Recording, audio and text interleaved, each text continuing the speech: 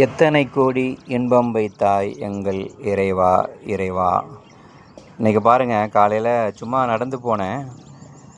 வரப்பு பூவுன்னு சொல்லுவாங்க. இதெல்லாம் சின்ன சின்ன பூவாக இருக்கும். கிட்டத்தட்ட நம்ம விரல் நகத்தினுடைய அளவு தான் இருக்கும். மஞ்சள் கலரில், நீல கலரில், நம்ம கற்பனை பண்ணி பார்க்க முடியாத வண்ணங்கள் எல்லாம் இந்த பூக்கள் இருக்கும். இப்போ இந்த பூ என்னை ரொம்ப ஈர்க்குது. பூவை பார்க்க போனோம். அது பிறகு தான் அதற்குள்ளே ஒரு இன்னொரு உயிர் ஏதோ தனக்கான ஒரு உணவை அல்லது இரையை அங்கே தேடிட்டு இருந்துச்சு. அது ஒரு ஈ தான். இது நம்ம வீட்டில் இருக்கிற ஈ மாதிரி இல்லை. இது காட்டு பக்கத்தில் இருக்கிற ஒரு சின்ன ஈ.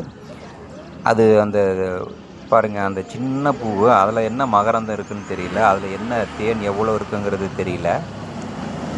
அதை ஏதோ அது சாப்பிட்டுருக்கு. அது பாருங்கள், சின்னதாக ஒரு குழல் மாதிரி மூக்கிலேருந்து போகுது. அதை சாப்பிட்டுட்டு சுத்தம் பண்ணி மறுபடியும் இன்னொரு பூவுக்கு போகுது.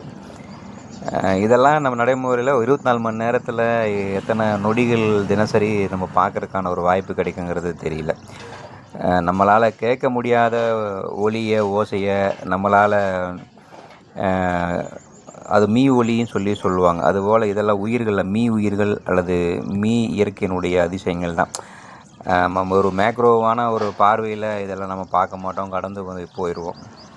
ஒரு மைக்ரோவாக ஏதாவது இந்த மாதிரியான ஒரு விசிராந்தியான அல்லது ஏகாந்தமான ஒரு ரசனையுள்ள சில நொடிகளில் தான் நம்ம பொதுவாக நம்ம சுற்றி இருக்கிற மனுஷங்களே நம்ம அப்படி தானே பார்க்குறோம் இல்லையா?